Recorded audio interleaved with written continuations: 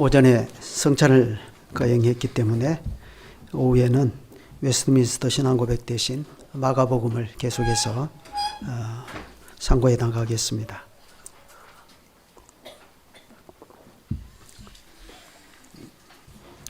본문은 예수님께서 안식일에 가버나움 해당에서 행하신 일입니다. 더러운 귀신을 쫓아내신 사건을 중심으로 그 앞과 뒤에 어떤 얘기가 소개되고 있는가를 잘 보시기 바랍니다. 예수님의 권세 있는 새 교훈이 강조되고 있습니다. 그래 우리는 이것이 예수님께서 이때에 전파하신 하나님의 나라와 무슨 관계인지를 잘 생각할 수 있어야 되겠습니다. 요한이 잡힌 후 예수님께서는 갈릴리에 오셔서 하나님 나라의 복음을 전파하기 시작하셨습니다. 때가 찼고 하나님 나라가 가까웠으니 회개하고 복음을 믿으라 하셨습니다. 그러고서 바로 이어지는 사건이 바로 이 사건입니다.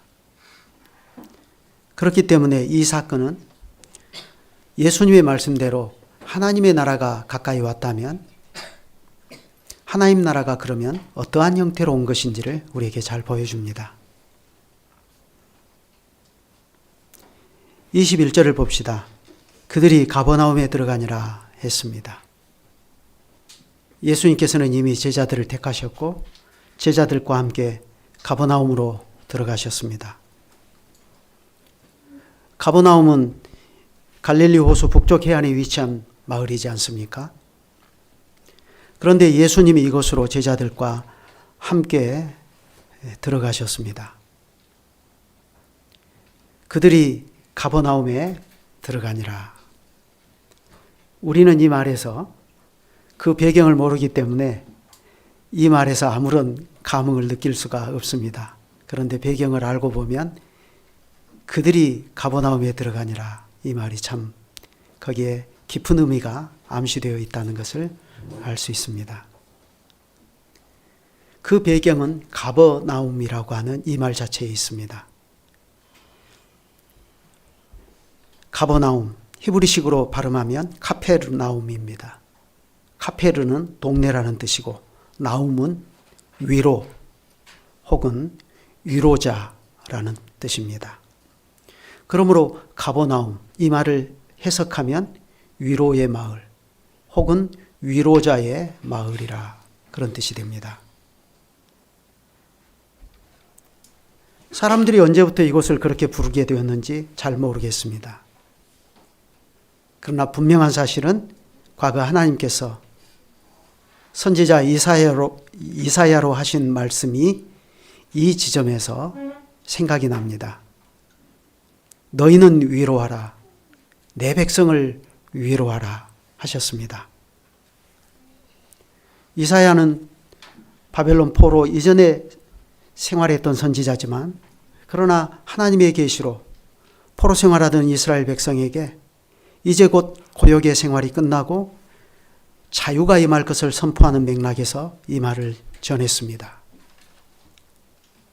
그런데 이 말씀대로 마침내 하나님께서 자기 백성을 위로하시려고 위로의 마을로 들어가십니다.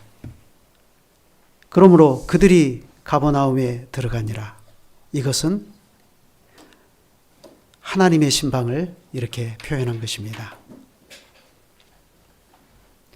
그런데 그러한 주님의 신방이 어떻게 이루어지는가를 보십시오.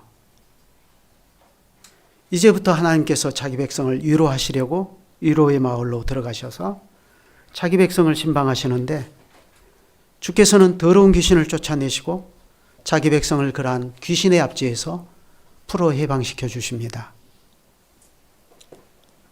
하나님의 신방은 이렇게 자기 백성을 위로하시는 신방입니다. 그런데 이 신방은 이와 같이 자기 백성을 저희 죄에서 풀어서 해방을 시켜주는 신방입니다. 그런데 이런 일이 우리에게는 생소하지 않습니다. 수천 년 전에도 하나님께서는 애굽에서 똑같은 일을 하셨습니다.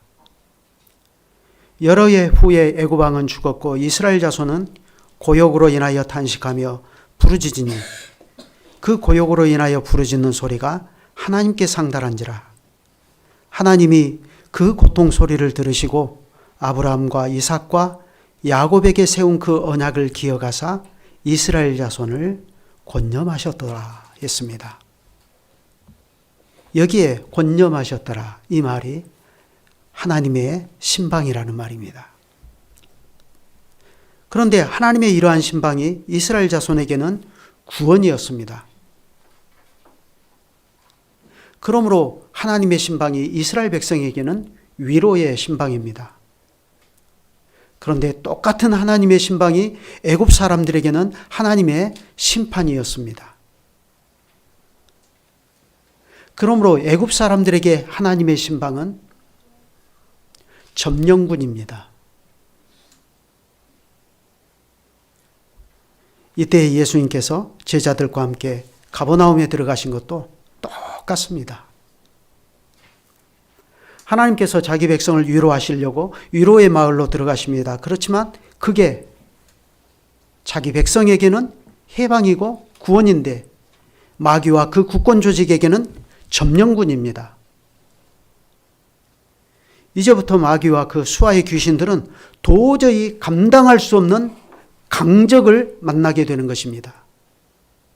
마치 애굽의 바로 왕과 그 수하의 신하들과 모든 군대가 도저히 감당할 수 없었던 하나님의 군대를 만나는 것과 같은 것입니다. 예수님께서는 바로 이 가버나움을 전진기지로 삼아서 이곳을 중심으로 갈릴리 전역을 다니시며 하나님 나라의 복음을 전파하십니다.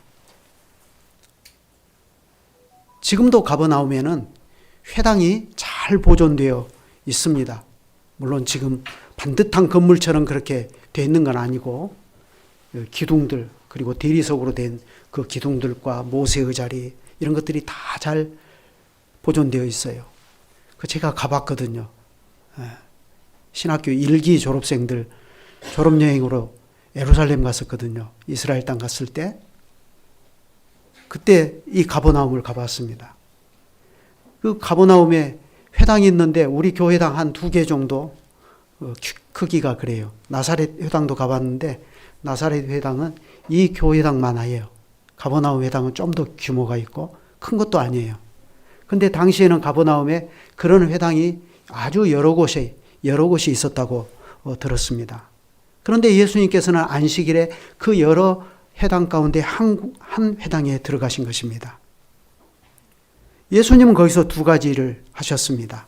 그 2가지 일이 무엇인가요? 첫째는 권세 있게 가르치는 것이었고 2번째는 귀신을 쫓아내신 일이었습니다. 그런데 본문의 구조를 우리가 잘 보면 권세 있는 가르침에 대한 강조가 본문의 시작과 끝을 장식합니다. 그리고 그 중간에 귀신을 쫓아내신 이야기가 들어가 있습니다. 왜 이렇게 본문의 구조가 되어 있을까요? 그 의도는 분명합니다. 예수님께서는 유일무이한 권위로 가르치시며 이런 권위가 서기관들의 권위와 같지 않고 이를 뛰어넘는 권세라는 것을 귀신을 쫓아내신 일로 보여주신 것입니다. 그 결과 예수님께서 귀신을 쫓아내신 기적이 부각되는 것이 아니라 예수님의 권세 있는 새 교훈이 부각되고 있습니다. 그러면 이것은 무엇을 말하는 것입니까? 여호와이신 예수님이 위로의 마을에 들어오셔서 자기 백성을 위로하시는 방식이 무엇이냐를 보여줍니다. 예수님께서는 귀신을 쫓아내는 기적을 베푸셔서 자기를 과시하신 것이 아닙니다. 오히려 예수님은 하나님 나라의 복음을 권세 있게 가르치는 방식으로 그분은 자기 백성을 위로하십니다. 예수님은 그 권세 있는 말씀으로 친히 자기 백성을 사탄의 매임에서 풀어 자유케 하시는 것입니다. 당시 유대의 관습에 따르면 율법 교사가 어느 지역의 회당을 방문하면 회당장은 그 사람에게 두루마리 성경을 주어서 읽고 그것을 해명하는 기회를 주었습니다.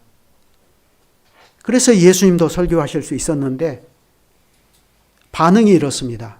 뭇 사람이 그의 교훈에 놀라니 이는 그가 가르치시는 것이 권위 있는 자와 같고 서기관들과 같지 아니함이로라. 여기 권위 있는 자라 이렇게 개역 개정이 번역을 했는데 이것보다는 차라리 개역 성경이 나왔습니다. 권세 있는 자와 같고 이렇게 이해하는 것이 더 좋겠습니다. 권세 있는 자와 같고 서기관들과 같지 않더라. 예수님의 가르침은 당시 서기관들의 가르침과 크게 비교가 되었습니다. 당시 서기관들은 유대 종교에 관한 한 전문가들 아닙니까? 그들은 율법을 가르치고 율법을 해석하고 율법을 적용하는 일을 했습니다. 그래서 서기관들을 율법 교사 혹은 선생이라고 하지 않습니까? 그렇지만 그들은 주로 권위 있는 장로들의 유전이나 혹은 전통 이런 것들을 가지고 가르쳤습니다. 그래서 예수님께서는 그러한 서기관들의 가르침이 마치 무엇이라고 하셨죠? 사람의 계명으로 교훈을 삼아 가르치는 것이라. 그렇게 말씀하시지 않았습니까? 사람의 계명으로 교훈을 삼아 가르친다. 그런데 예수님의 가르침은 달랐습니다. 예수님은 서기관들처럼 사람의 계명으로 교훈을 삼아 가르치는 게 아니라 그분은 친히 하나님의 권위로 말씀하신 까닭입니다. 그래서 사람들도 그러한 예수님의 가르침이 하나님께로부터 오는 새로운 교훈이라는 것을 즉각적으로 느낄 수가 있었습니다. 그런데 사람들의 그러한 놀람에 기름을 붓는 사건이 거기서 발생합니다. 예수님의 권위와 권세를 확인시켜주는 사건이죠. 그게 바로 회당에서 마침 그 자리에 있었던 귀신 들린 자를 고쳐주신 일입니다. 저희 회당 한가운데에 여러 사람이 앉아 있었겠죠. 그 중에 귀신 들린 사람이 앉아 있었습니다. 사람들이 한참 예수님의 권세 있는 가르침에 놀라고 있는데 이 사람이 갑자기 회중 가운데 툭 일어서서 큰 소리를 지르는 것입니다. 나사렛 예수여, 우리가 당신과 무슨 상관이 있나이까? 우리를 멸하러 왔나이까? 나는 당신이 누구인 줄 아노니 하나님의 거룩한 자니이다. 여러분 보세요. 이 말이 귀신의 말이라고 생각할 수 있겠습니까? 너무 정당한 얘기잖아요. 한마디 한마디가 틀린 게 하나도 없어요. 그런데 귀신이 지금 이런 말을 합니다. 물론 귀신 들린 사람이 하는 것이지만 귀신의 말이에요. 그런데요, 이 귀신이 하나가 아니라 여럿입니다. 우리를 멸하러 왔나이까 하고 이렇게 복수로 말하지 않습니까? 그런데 또 그 밑에 보면 또 단수로 얘기를 해요.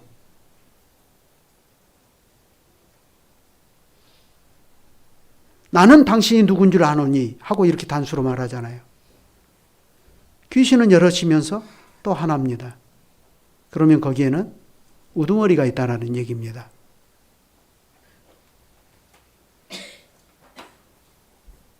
그렇기 때문에 이 말은 궁극적으로 귀신의 국권저주의 우두머리인 마귀의 얘기입니다. 지금 마귀가 이 말을 하고 있는 것입니다. 그런데 지금이 어떤 날입니까? 안식일입니다. 그리고 장소는 어디입니까? 회당입니다. 사람들이 다 하나님의 계명을 따라서 안식일을 기억하고 거룩히 지키기 위해서 회당에 모였고 회당에 모여서 경건하게 하나님께 예배를 드리고 있습니다. 그런데 그런 경건한 자리에 이러한 귀신 들린 사람이 섞여 들어와 있다는 것이 예사롭지 않습니다. 대단히 모순적인 일이고 충격적이지 않습니까? 거기에는 암시하는 바가 있습니다. 장로들의 유전과 사람의 계명으로 교훈을 삼아 가르치는 서기관들의 가르침이 이 회당에 일찍이 지금까지 있어 왔습니다. 그럼에도 불구하고 귀신은 어떤 제재도 받지 않았습니다.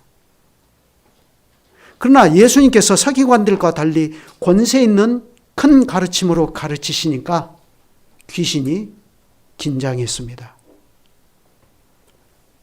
귀신은 곧바로 자기 앞에 파국이 닥치고 있다는 것을 알았습니다. 귀신은 그대로 손 놓고 앉아 있을 수가 없었습니다. 발악이라도 해야 했습니다. 귀신은 예수님을 나사렛 예수라고 부릅니다. 나사렛 예수. 당시 사람들은 나사렛에서 무슨 선한 것이 나겠느냐 하면서 아무것도 기대하지 않지 않았습니까? 그런데 귀신은 바로 그 나사렛 예수가 하나님의 거룩한 자이신 것을 이미 알고 있습니다. 어떻게 알았을까요? 귀신이 전지합니까? 아닙니다. 귀신도 언제부터 이걸 알았을까요? 예수님이 세례받으실 때 하나님께서 말씀하셨습니다. 이는 내 사랑하는 아들이요 내 기뻐하는 자라. 사람들은 아무도 그 말에 대해서 주의를 기울이지 않았을지 모르지만 귀신은 알았던 겁니다. 그렇다고 해서 귀신이 그리스도에 대한 무슨 경외심이 있어서 당신은 하나님의 거룩한 자이십니다, 이렇게 말하는 것은 아닙니다. 실제로 귀신은 예수님께 구원을 간청하지 않습니다. 오히려 귀신은 더러운 영으로서 그리스도께 이렇게 말합니다. 우리가 당신과 무슨 상관이 있나이까? 여러분, 이 말이요, 우리가 당신과 무슨 상관입니까? 하는 이 말, 이게 히브리어 관용어입니다. 그러면 이 말을 언제 사용하느냐 하면 부적절한 간섭을 내가 받을 때 불쾌한 반응으로 나타내는 말이 이 말입니다. 예를 들면 이런 거죠. 여기 계시는 어른들 그런 경험 혹시 해보셨어요? 저는 키가 조그맣고 체격이 왜소해가지고 중학교 다닐 때요, 골목에서 형들한테 주머니 많이 털렸거든요. 형들이 너 이리 와. 충장도에 놀러 갔다가 형들한테 한번 주머니 털린 적이 있는데, 어른이 지나가다가 봤다고 해봅시다. 키 큰 애들이 한 서너 명이 있고 조그만한 중학생 하나가 주머니 털리고 있어요. 그 광경을 보고 어른이 지나가다가 너희들 지금 거기서 뭐 하고 있어? 그럴 때 이 키 큰 불량 청소년들이 이렇게 말합니다. 아저씨, 뭔 상관이에요? 가시던 길이나 가시죠. 지금 그겁니다. 귀신이 지금 예수님께 당신이 우리와 무슨 상관입니까? 하고 말하는 것이.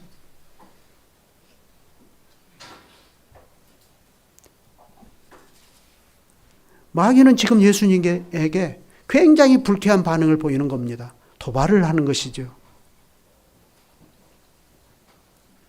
우리를 상관하지 말라는 것입니다.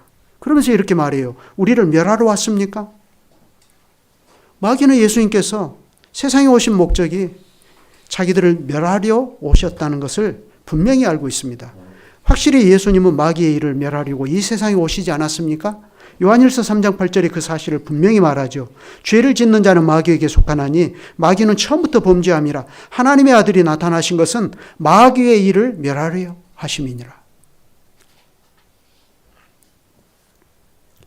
예수님께서는 이렇게 마귀의 일을 멸하러 오셨기 때문에 마귀의 입장에서 보면 예수님은 자기들을 정벌하러 온 점령군입니다. 마귀는 자신들에게 닥친 파국을 이미 알고 있는 것입니다. 예수님, 그분 자신의 존재와 그분의 권세 있는 가르침에서 그걸 아는 것입니다. 그러니 그는 이렇게 말합니다. 우리는 당신이 누구인지 아는데 당신은 하나님의 거룩한 자니이다. 우리는 여기서 귀신들이 예수님을 하나님의 거룩하신 분으로 정확하게 알고 있는 것과 귀신의 구원은 이 지식과 전혀 별개의 문제라는 것을 알 수 있습니다. 왜냐하면 귀신들은 지금 하나님의 거룩한 자이신 나사렛 예수께 구원을 간청하는 것이 아니라 우리가 당신과 무슨 상관입니까? 하고 불쾌한 반응을 보이면서 조직적으로 저항할 뜻을 보이는 까닭입니다. 그렇지만 보시는 것처럼 예수님께서는 전혀 위축되지 않으셨습니다. 오히려 예수님께서는 귀신을 꾸짖었습니다. 꾸짖어 가라사대 잠잠하고 그 사람에게서 나오라, 여기 잠잠하라 하셨는데 그건 입에 재갈을 물리라 그런 뜻입니다. 굉장히 센 말입니다. 너 입에 재갈 물리라. 그리스도께서는 귀신의 입에 재갈을 물리셨습니다. 그리고 그에게서 나오도록 명령하셨어요. 예수님은 분명히 하나님의 거룩하신 자이십니다. 하나님의 아들이셔요. 그 사실이 귀신의 입으로 선포되면 되겠습니까? 안 되는 것입니다. 그래서 입에 재갈을 물리시고 그에게서 나오도록 명령하셨어요. 지금 귀신은 도저히 이길 수 없는 강적 앞에 선 것입니다. 팽팽한 긴장감이 돌았습니다. 더러운 귀신은 예수님의 권세 있는 명령에 저항하지 못합니다. 그래 26절을 보십시오. 더러운 귀신이 그 사람에게 경련을 일으키게 하고 큰 소리를 지르며 나오는지라. 종종 당시에 유대인들 가운데도 귀신을 쫓아낸다는 퇴마사들이 활동하고 있었다고 들었습니다. 지금도 퇴마사들이 있다고 하지 않습니까? 그런데 그들이 귀신을 쫓아내는 것을 보면 어떻게 하죠? 주술을 외거나 혹은 일종의 마법 같은 그런 것들을 사용한다고 하지 않습니까? 그런데 예수님께서는 그런 것을 일체 사용하지 않으시고 단지 권세 있는 말씀만으로 귀신을 명하셨습니다. 잠잠하고 그 사람에게서 나오라. 귀신은 주님의 말씀을 거역하지 못했습니다. 귀신은 그 사람에게서 나올 수밖에 없었습니다. 그런데 경련을 일으키게 하고 큰 소리를 지르며 나왔다 했습니다. 이건 귀신이 그 사람에게서 확실하게 떠났다는 것을 눈에 보이도록 확증해 주는 것입니다. 이 사건을 통해서 예수님의 권위는 모든 사람이 볼 수 있게 드러났습니다. 특별히 경련을 일으켰다 했는데 이 말은 본래 그 의미가 팽팽한 긴장 상태에서 떨리는 것을 뜻합니다. 팽팽한 긴장 상태에서 떨리는 것. 줄다리기를 한번 생각해 보십시오. 양쪽에서 여러 사람이 줄을 당깁니다. 그러면 어떻게 되죠? 그 긴장감에 의한 떨림이 발생하죠. 그런데 귀신이 나갈 때 그런 경련이 발생했다 했습니다. 그건 무엇을 얘기하는 것입니까? 지금 더러운 귀신 들린 사람 하나를 사이에 두고 예수님과 귀신 사이에 팽팽한 줄다리기가 진행되는 것입니다. 그런데 결국 귀신은 버티지 못합니다. 그는 큰 소리를 지르며 나올 수밖에 없습니다. 여기 큰 소리를 지르며 나왔다 하는 것도 귀신이 한번 사람에게 들어가면 그 사람에게서 나오는 것을 얼마나 싫어하는지를 잘 보여주지 않습니까? 그러나 강력한 하나님의 아들은 귀신을 압도하고 강한 자를 결박해 버리십니다. 마가복음 3장 27절에 그 말씀이 있지 않습니까? 사람이 먼저 강한 자를 결박하지 않고는 그 강한 자의 집에 들어가 세간을 늑탈하지 못하리니 결박한 후에야 그 집을 늑탈하리라. 예수님께서 이 강한 자 귀신을 결박해 버리시고 그에게서 자기 백성을 빼내시는 것입니다. 세간을 늑탈하시는 거죠. 여러분, 그것은 오늘날 우리도 마찬가지 아닙니까? 예수님께서 귀신을 쫓아내시고 귀신의 권세로부터 자기 백성을 해방시키신 일이 오늘 우리에게는 어떤 의미입니까? 어둠의 권세 잡은 자가 우리 인생의 한쪽 끝을 잡고 있습니다. 그리고 그 반대편을 그리스도의 진리로 가르치는 하나님의 성령께서 우리를 붙잡고 계십니다. 사탄이 우리를 하나님께 청구했다는 사실을 여러분 잊지 마십시오.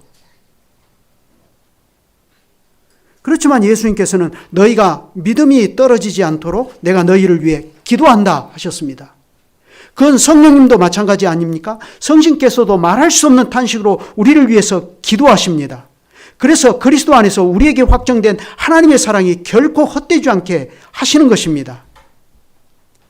사탄은 지금도 광명한 전사로 우리 가운데서 활동하며 우리 인생의 한쪽 끝을 붙잡고 강력하게 우리를 이끌고 있습니다. 우리는 아침에 눈만 뜨면, TV를 켜기만 하면, 또는 팔로워들과 소통하기 위해 SNS를 켜기만 하면 우리 인생의 한쪽 끝을 강하게 잡아당기는 사탄의 힘을 느낄 수가 있지 않습니까?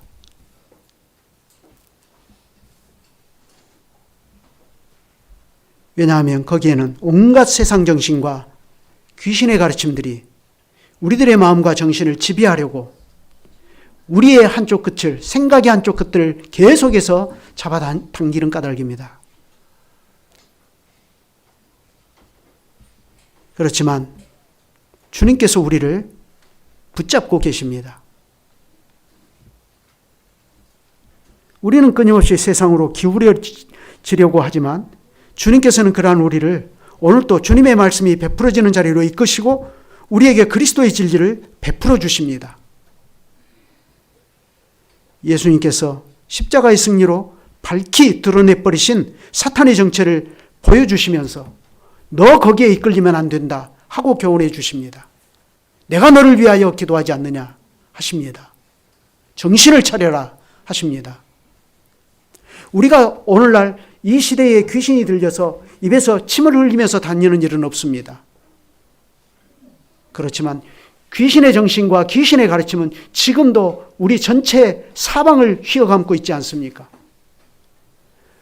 거기서 우리를 해방시켜 주시려고 주님이 우리를 위하여 십자가를 지셨고 부활하셨고 그 십자가와 부활의 진리가 우리를 이끌어서 귀신의 가르침을 분별하며 따르지 않도록 만드는 것입니다.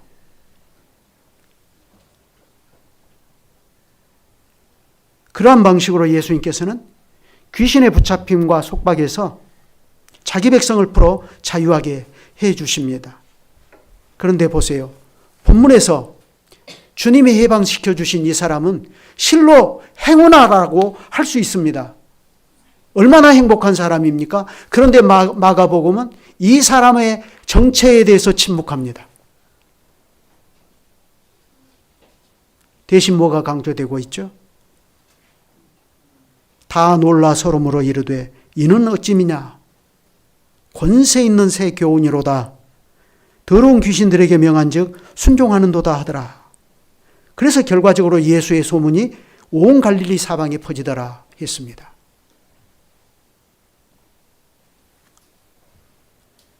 우리는 이 마지막 결론에서 본문이 전하는 교훈이 무엇인가를 정확하게 알 수 있습니다.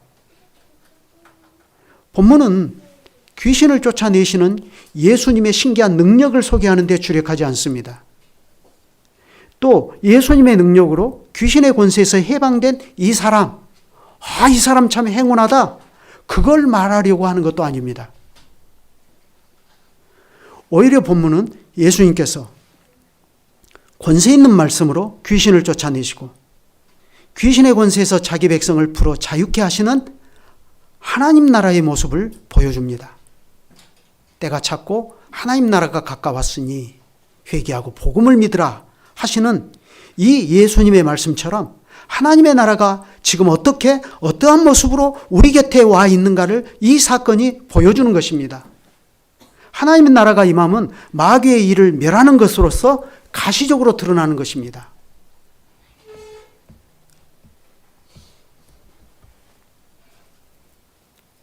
여러분, 하나님의 나라가 우리 가운데 와 있다는 것을 그러면 우리는 지금 어떻게 알 수 있습니까?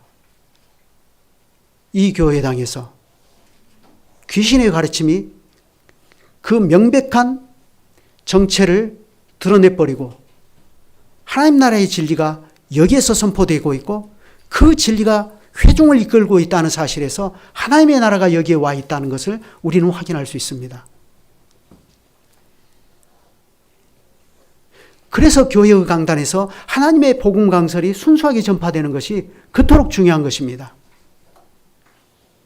만약 이 강단에서 그리스도의 복음에 맛깔나는 조미료가 섞여진다면 사람들은 좋아할지 모르지만 그러나 거기에 하나님의 나라가 임하였다는 것을 무엇으로도 증명할 길은 없어지는 것입니다.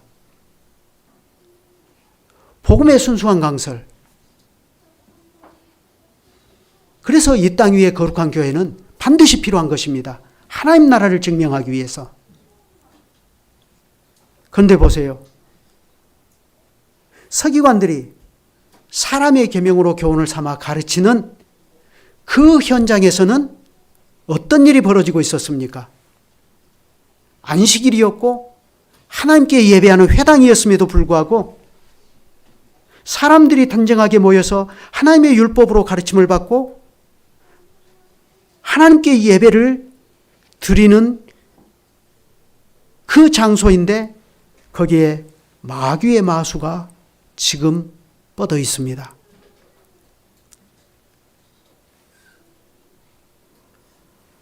귀신 들린 사람이 서기관들의 가르침을 받을 때는 아무런 두려움도 느끼지 않고 아무런 경계심도 가지지 않고 자신의 정체를 거기에서 숨기며 가만히 앉아 있을 수 있습니다. 그렇지만 주님께서 새로운 가르침으로 새 교훈을 전하시니까 어떻게 됩니까? 주님께서는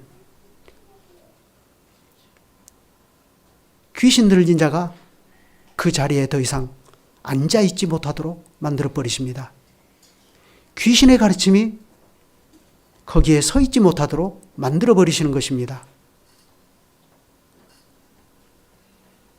예수님께서는 그러한 방식으로 가버나움, 곧 위로의 동네에 들어오셔서 하나님의 위로가 무엇이냐를 보여주십니다.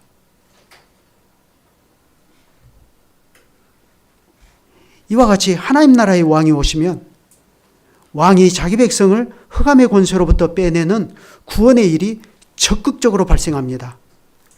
과연 예수님께서 말씀하시지 않았습니까? 내가 하나님의 성령을 힘입어 귀신을 쫓아내는 것이면 하나님 나라가 이미 너희에게 임하였느니라. 하나님께서 권세 있는 가르침으로 하나님 나라가 임함을 이처럼 보여주시니까 사람들이 보이는 반응이 두 가지였습니다. 첫 번째 반응은 다 놀라 서로 물어 이르되 이는 어찌미뇨 권세 있는 새 교훈이로다. 더러운 귀신들을 명한즉 순종하는도다 하는 것이 첫 번째고, 두 번째 반응은 이 사건을 계기로 예수님에 관한 소문이 온 갈릴리에 두루 퍼졌다 하는 것입니다. 우리는 주변에서 귀신을 쫓아내는 사람이 있다는 얘기를 종종 듣습니다. 심지어 저는 어렸을 때 엄청 제가 다니는 모교회가 부흥회를 많이 했는데 부사들이 와가지고 뭐 귀신 쫓아낸다는 일을 왜 그렇게 많이 하는지 몰랐어요. 저는 어렸을 때 그 여름마다 어린이 성경학교 하잖아요. 뭐 많이 해보셨죠? 어린이 성경학교. 아이고 강변교회만 다니셔가지고 잘 모르시구나. 어린이 성경학교 여름에 하죠, 집사님? 그러면 새벽기도부터 도장을 찍어줘요. 새벽기도 나오면 그 3일 동안 4일 동안 하면 새벽기도 나오면 그때부터 도장 딱 찍어요. 출석 도장. 그러니까 그때는 어린이들도 새벽기도 가거든요. 근데 또 기가 막히게 또 그때 또 부흥회를 또 같이 하고 그러거든요. 또 귀신 쫓아낸다고 아침 새벽부터 그러거든요. 그런데 대개 보면 그때 와서 귀신 쫓아낸다고 하신 분들을 보면 자기를 과시해요. 아, 나 이런 사람이야 하고. 그러나 주님께서는 자기를 과시할 목적으로 귀신을 쫓아내신 일이 없습니다. 오히려 예수님께서는 이걸 통해서 하나님 나라의 권능이 이 나라의 왕이신 주님 자신의 말씀과 그분의 사역을 통해서 지금 인간 역사에 들어오고 있다는 것을 부정할 수 없도록 그 증거를 보여주십니다. 하나님 나라가 전진함으로 사탄의 영역은 격퇴당하고 있는 것입니다. 사탄의 영역이 격퇴를 당하고 있어요. 예수님께서는 그것을 말로 전하시고 그 자신의 권위와 능력으로 그걸 증명해 보이십니다. 그러니 사람들은 이러한 예수님의 권세 있는 새 교훈에 놀랐다 하는 것입니다. 그러니까 이것은 새 교훈이라 옛 교훈과 비교되는 말입니다.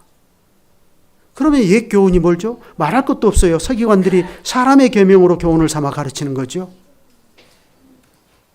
그렇지만 그것은 죽은 가르침입니다. 아무런 힘이 없어요. 아까도 말씀드렸듯이 사람의 계명으로 교훈을 삼아 가르치니까 그러한 서기관들의 교훈은 회당에 잠입해 들어와 있는 귀신들도 그냥 그 회중 가운데 편하게 앉아서 그 말씀을 들을 수가 있었어요. 서기관들의 교훈이 가르쳐지고 있는 동안에는 그 안에 들어와 있는 마귀가 특별한 위기를 느끼지 않았습니다. 그렇지만 예수님의 가르침은 그러한 서기관들의 가르침과 달랐다 하지 않습니까? 예수님의 가르침은 회당의 죽은 가르침이 아니라 귀신을 쫓아내는 살아있는 가르침이며 화석화되어 버린 유대교를 대체하는 새 교훈이라는 것이 이러한 데서 분명하게 드러나는 것입니다. 따라서 여기서 예수님의 가르침이 권세 있는 새 교훈이다 하는 이것은 옛 가르침이 새 가르침으로 대체되는 것이며 옛 가죽 부대가 새 가죽 부대로 대체되는 현장을 보여주는 것입니다. 새 시대의 도래입니다. 하나님 나라의 복음이 전파되기 시작한 것이 예수님의 가버나움 사역에서부터 잘 드러나고 있습니다. 홀로 왕이 되신 그리스도, 그분이 지금 자기의 나라에서 가짜 주인 노릇하고 있는 마귀와 그 국권 조직을 흔들어 버리면서 권세 있는 새 교훈으로 그들을 쫓아내십니다. 그런데 예수님이 이 위로의 마을에 들어오셔서 이러한 일을 하시기 전까지 그 동네 회당 곳곳을 장악하면서 거기에서 선생 노릇하고 있었던 서기관들이 이 회당들을 가르치고 있었던 동안에는 전혀 이 회당과 이 동네로부터 귀신의 가르침을 쫓아내지 못하고 있었다는 것이 문제의 심각한 점입니다. 서기관들의 교훈은 사람의 계명으로 교훈을 삼아 가르쳤기 때문에 오히려 사람들에게 회칠한 무덤과 같은 헛된 종교적 경건만을 심었습니다. 그들은 그것으로 듣는 사람을 올감해서 자유롭게 하지 못할 뿐만 아니라 그들에게 지기 어려운 멍해를 지우지 않았습니까? 그런데 문제는 귀신들이 이러한 서기관들의 교훈을 듣고 있는 한에서는 그들도 그러한 교훈을 편하게 그냥 앉아서 듣고 있을 수 있었고, 귀신들은 서기관들의 가르침 아래에서는 귀신의 나라에 파국이 닥쳐오고 있다는 것을 전혀 의식하지 않아도 되었다는 사실입니다. 우리는 이러한 데서 교회가 복음을 바르게 전하는 일이 얼마나 중요한가를 알 수 있습니다. 교회가 복음을 바르게 전하지 못할 때 어떤 일이 발생할 수 있는가 하는 것을 우리는 이 본문을 통해서 너무나 정확하게 파악할 수 있습니다. 교회에서 많은 설교가 설교되고 있습니다. 그렇지만 기껏해야 사람의 계명으로 교훈을 삼아 가르치면 사람들은 정해진 종교적인 원칙 몇 가지만 지키고 나가면 자기가 하나님 앞에서 바르게 살고 있는 줄로 착각합니다. 교회가 복음을 바르게 전하지 않고 사람들에게 아첨하기 시작하면 그러한 교회에서는 회중이 주님만을 전적으로 사랑하지 않고 세상도 하나님과 겸하여 섬기고 살아가도 아무런 불편을 못 느낍니다. 교회 회중이 하나님의 말씀만 아니라 세상에 떠돌아다니는 수많은 풍문들과 귀신의 가르침을 붙잡고 살아도 아무런 불편을 못 느끼는 것입니다. 귀신의 가르침이 교회 안에 들어와서 사람들의 마음을 노략질해도 거기에 하나님의 말씀이 참되게 선포되지 않으면 귀신의 가르침이 교회 안에서 왕노릇하는 것을 막지 못합니다. 거기서는 특별히 사람들이 그들의 죄를 지적받지 않기 때문에 따라서 그들에게 하나님의 심판이 얼마나 엄중하게 다가올 것인가에 대한 경각심도 찾아볼 수가 없습니다. 그래서 복음을 사람의 계명으로 교훈을 삼아 가르친다는 것이 무서운 것입니다. 거기서는 권세 있는 예수 그리스도의 교훈이 오히려 거부를 당하고 귀신의 가르침을 따르는 세속주의가 더 이상 통제받지 않고 교회 안에서 활개치게 되는 것입니다. 교회의 배교라고 하는 것은 거기에서 발생하는 것입니다. 그것은 신자 개인도 마찬가지입니다. 그러한 상태가 어떻게 신자 한 사람 한 사람을 잠식해버릴 수 있는 것인지 우리가 그것을 본문을 통해서 잘 알 수가 있습니다. 이어지는 계속되는 본문을 통해서 다음에 더 생각해 보시죠. 기도하겠습니다. 거룩하신 주님, 권세 있는 새 교훈으로 가르치신 주님께서 바로 그 권세 있는 말씀으로 더러운 귀신 들린 자를 귀신의 속박에서 풀어 자유하게 하심으로 하나님의 나라가 주께서 베풀어 주신 말씀과 함께 어떻게 현재 우리의 삶 가운데 임하여 있는가 하는 것을 친근하게 가르쳐 주셨습니다. 하나님의 말씀을 내 자신에게 가까이 붙여 생각하지 아니하면 2000년 전에 가버나움의 땅에서 예수님이 귀신을 쫓아내신 일과 오늘 나의 삶을 한치도 연결시켜 생각하지 못하게 되지만, 그러나 하나님의 말씀을 우리에게 가까이 붙여 생각해 보면 하나님께서 그리스도의 진리와 성신으로 우리를 가르치시고 우리를 설복하시고 설득하셔서 귀신의 가르침이 행행하는 세상 한가운데서도 귀신의 가르침을 좇아 살지 않고 오직 그리스도의 진리를 좇아서 자기 자신을 주님께 드리며 살도록 하시는 데에서 하나님의 나라가 우리 자신의 인격과 삶에 임하도록 하여 주시고, 특별히 주의 말씀이 풍성하게 베풀어지는 교회에서 주님의 나라가 이루어지게 하신 것을 너무나도 분명하게 주님께서 가르쳐 주십니다. 그러한 주님의 나라가 우리에게 가까이 있다는 것을 우리가 즐거워하게 하여 주시고, 더욱더 마음을 쏟아 하나님 나라의 진리를 배우기를 힘쓰고 그것을 따라 지키며 살아가기 때문에 귀신의 가르침이 저희들의 인격과 저희들의 생활과 저희가 이루고 나가는 교회에 단 한 발짝도 가까이 붙지 못하도록 하여 주시고, 도리어 귀신의 가르침은 저희에게서 크게 쫓겨나는 일들이 계속해서 일어나게 하시옵소서. 주 예수 그리스도의 이름으로 기도드립니다. 아멘.